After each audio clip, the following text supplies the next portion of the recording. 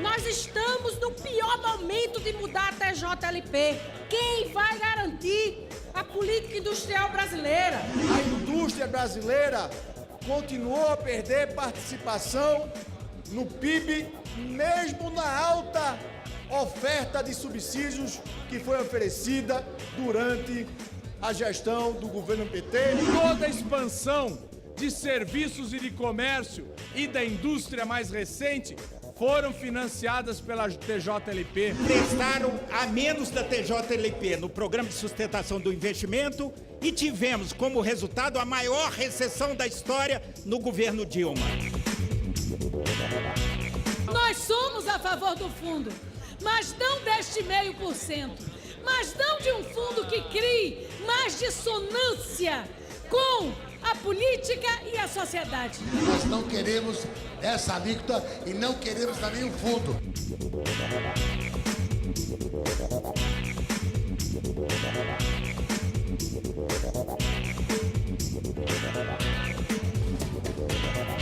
Depois de 4 horas de debates e tentativas de obstrução pelos partidos oposicionistas, a sessão para votar a nova taxa de longo prazo para os empréstimos do BNDES foi retomada na manhã de quinta-feira. A oposição argumentava que a medida esvazia a importância do banco, além de reduzir o crédito a custo baixo às empresas. O relator da proposta afirma que o subsídio dado pelo BNDES não significou mais investimentos no país. Precisamos dizer com todas as letras, o subsídio que foi ofertado pelo BNDES a juros baratos não representou mais investimentos. A indústria brasileira continuou a perder participação no PIB, mesmo na alta oferta de subsídios que foi oferecida durante a gestão do governo PT, que se atribuiu a alcunha de Bolsa Empresário. O que está se propondo aqui nesse instante é uma correção de rumo para que nós possamos remunerar justamente o Fundo de Amparo ao Trabalhador, que este ano terá um déficit de 18 bilhões de reais e que no próximo terá um déficit de 20 bilhões de reais. E aí me pergunto eu a vocês, senhoras e senhores, aqueles que se dizem defender os trabalhadores, estão aqui a defender que o dinheiro suado do trabalhador seja mal remunerado para ser emprestado baratamente aos grandes empresários. É bom dizer que quem tem acesso ao balcão do BNDES são os grandes grupos empresariais. 70% do desembolso do BNDES é oferecido apenas aos grandes empresários com faturamento de mais de 300 milhões por ano. E nem por isso o investimento do Brasil aumentou, muito pelo contrário. Os deputados que aqui olharem para os últimos hotéis construídos em nosso país por ocasião da Copa do Mundo e das Olimpíadas, todos os hotéis foram financiados pelo BNDES com a TJLP. Toda a expansão de serviços e de comércio e da indústria mais recente foram financiadas pela TJLP. Os parques eólicos, os novos parques de energia solar, as usinas são financiados pela TJLP.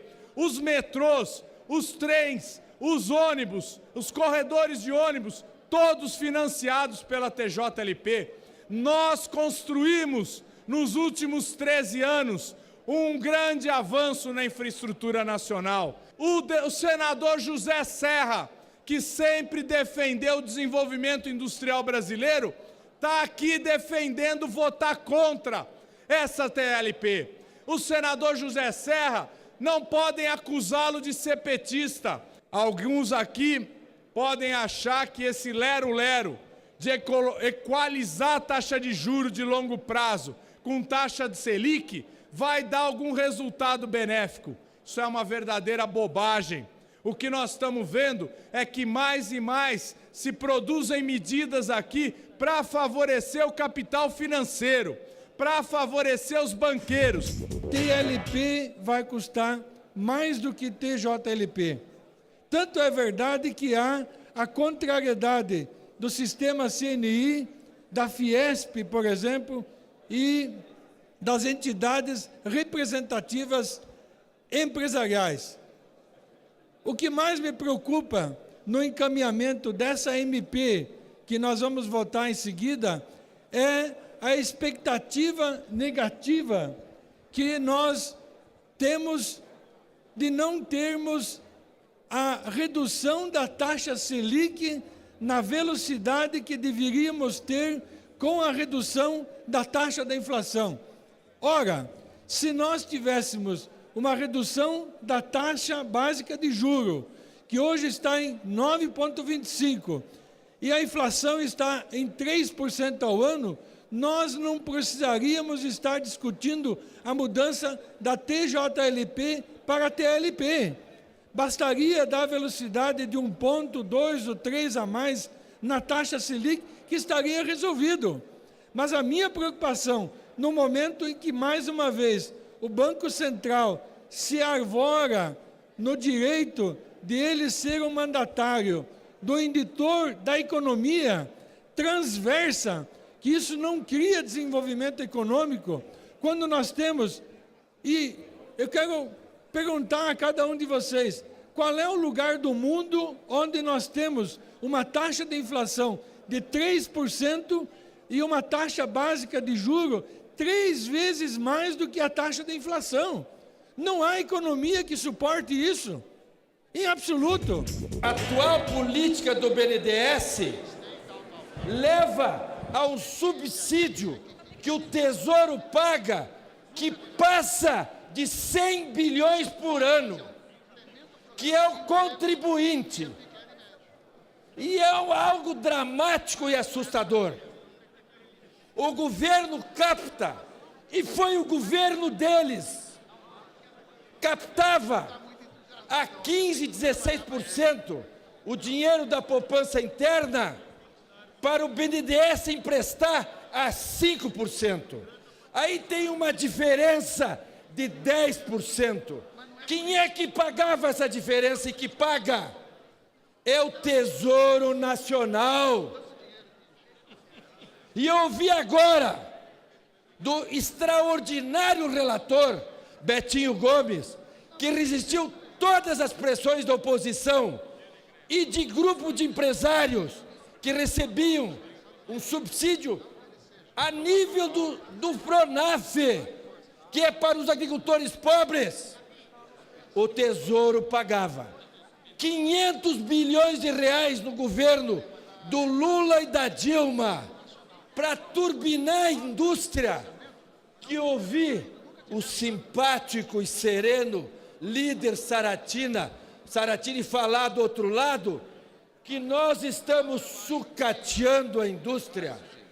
A depressão econômica que afundou a indústria. E o governo Dilma e Lula até tentaram, com esse R$500 bilhão, emprestando a 5% para um seleto grupo de empresas, que eu poderia citar. Odebrecht, JBS, chega. Tem os defensores dessa TLP dizendo, não, juros subsidiados é coisa do PT. Eu não sou do PT e não estou aqui para defender apenas o governo do Lula e da Dilma. Mas a TJLP foi criada em outubro de 94. Governo Itamar Franco, ministro da Fazenda Ciro. Posteriormente, defendido, inclusive, aqui estava o senador José Serra, do PSDB, que é um dos maiores defensores da TJLP. Mesmo partido do relator da matéria.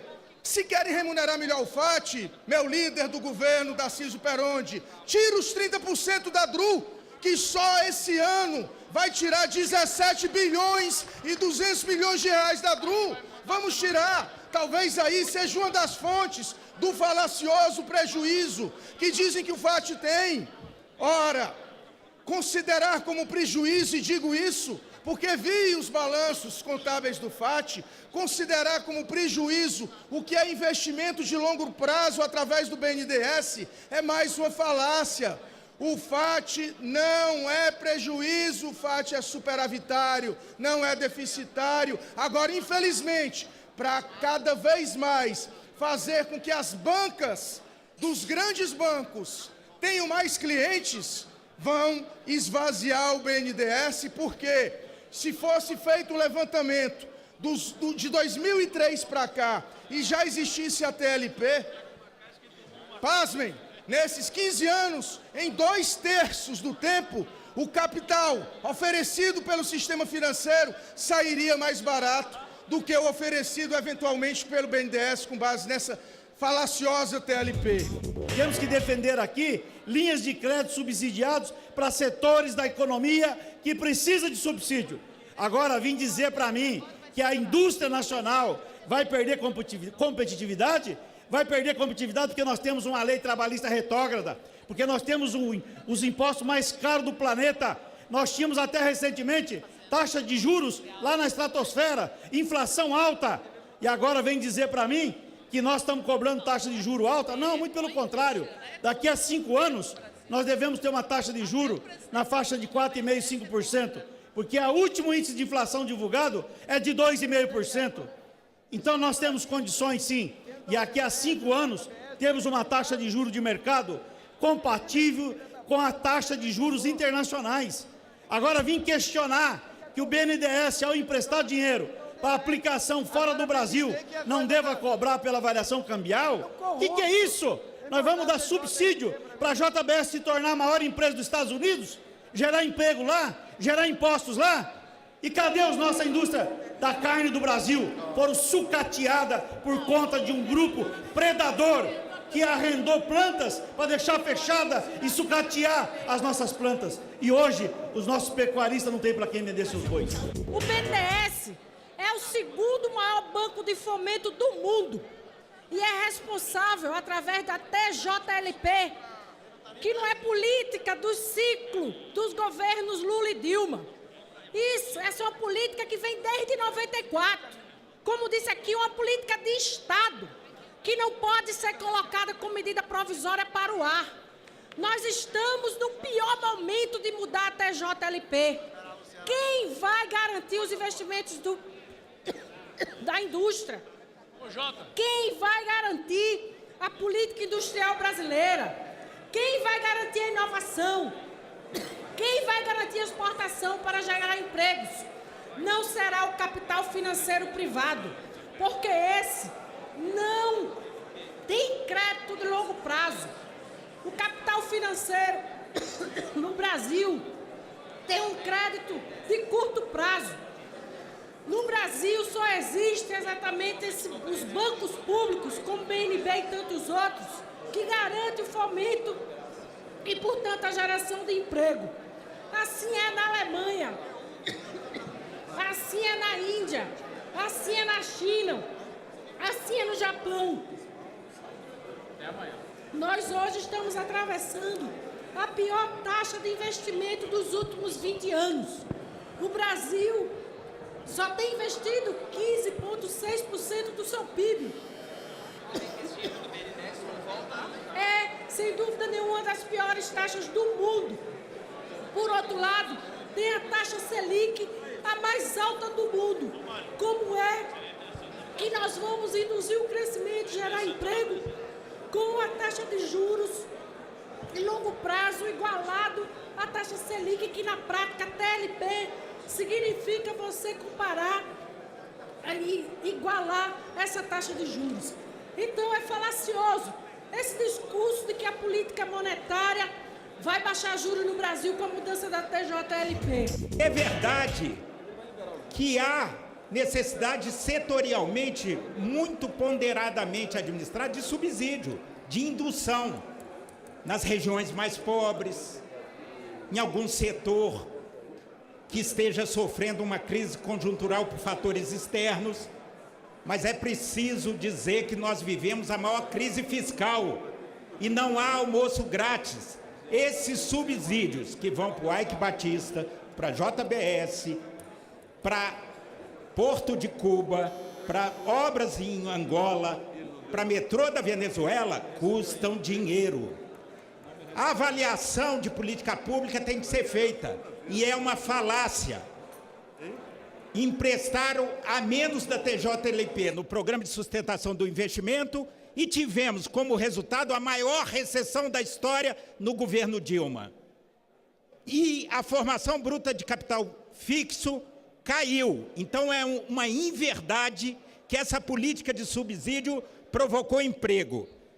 A mudança é necessária, é a favor do trabalhador e do FAT, que é muito mal remunerado o patrimônio dos trabalhadores. É preciso democratizar a taxa de juros. O texto principal da medida provisória foi aprovado, mas a votação de destaques só será concluída na próxima semana.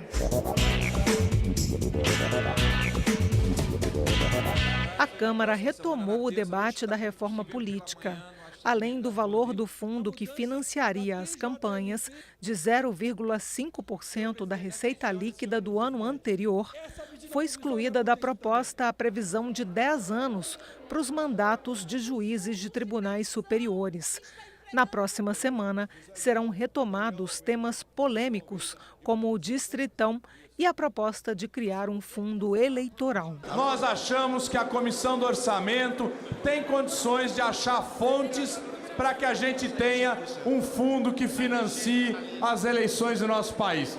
Por isso, nós queremos tirar dessa proposta os 3,6 bilhões. Nós queremos, na verdade, não só retirar o 0,5, como também não permitir a criação do fundo, de uma forma que está embutido aí, na hora que você vota a exclusão da alíquota, a criação do fundo. Nós não queremos essa alíquota e não queremos também o fundo. Essa é a grande jogada. Então, não é apenas tirar o 0,5. Na verdade, nós precisamos garantir que não seja criado o fundo.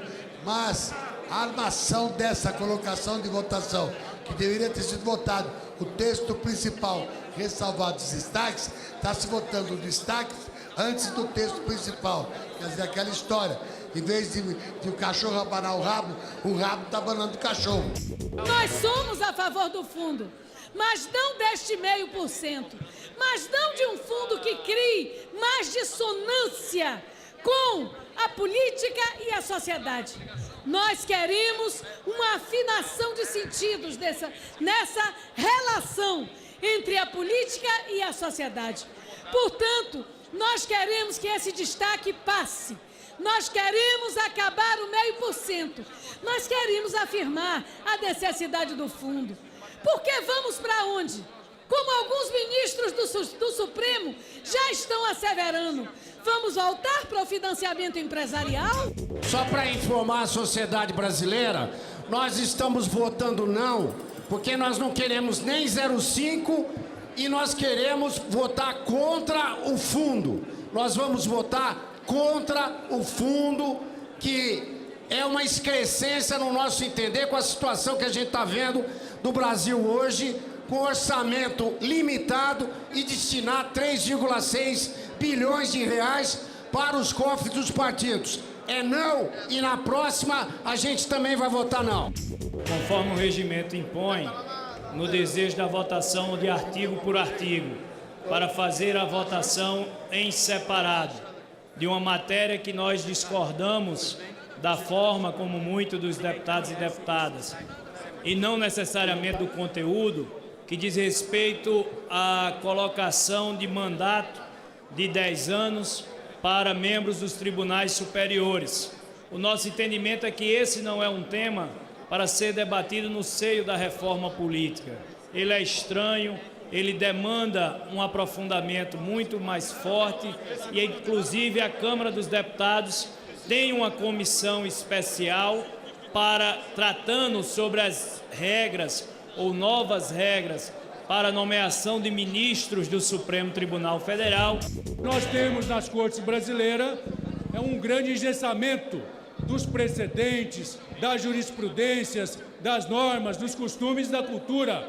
Há uma certa comodidade para quem é indicado com 35 anos para a corte, vai ficar hoje até 75 anos, ou seja, 40 anos ali trabalhando com engessamento das ideias, com a falta de arejamento do judiciário brasileiro. Então, essa é uma oportunidade para esse plenário procurar demonstrar, né, usando das tuas prerrogativas, a gente dá essa oxigenada no sistema jurídico brasileiro, incluindo aqui os tribunais de contas. Está se gastando 1,5 milhão por dia para manter um exército no estado do Rio de Janeiro. Com esse 1 milhão, nós poderíamos equipar a polícia do estado do Rio de Janeiro, poderíamos dar mais inteligência à polícia no estado do Rio de Janeiro e dar ao nosso exército a dignidade de trabalhar nas nossas fronteiras, onde nós estamos vendo que chegam as armas, que chega o tráfico para este país. Temas de interesse nacional, debates em plenário, a reação e propostas dos deputados, fatos e opiniões. E as injustiças foram corrigidas, principalmente no que diz respeito ao repasse do FUPEM, que antes o principal critério era em cima do FPM dos estados. Nós mudamos esse critério para a população carcerária. Esse critério é mais justo, é mais coerente, dentre outras alterações. E um dos principais ganhos foi trazer aos temporários da Força Nacional, a esses jovens, meninos e meninas que hoje prestam serviço à Força Nacional, que prestavam em caráter precário, tendo que pagar o seu INSS como autônomo. Nós conseguimos, no nosso texto, recolocá-los como reservistas,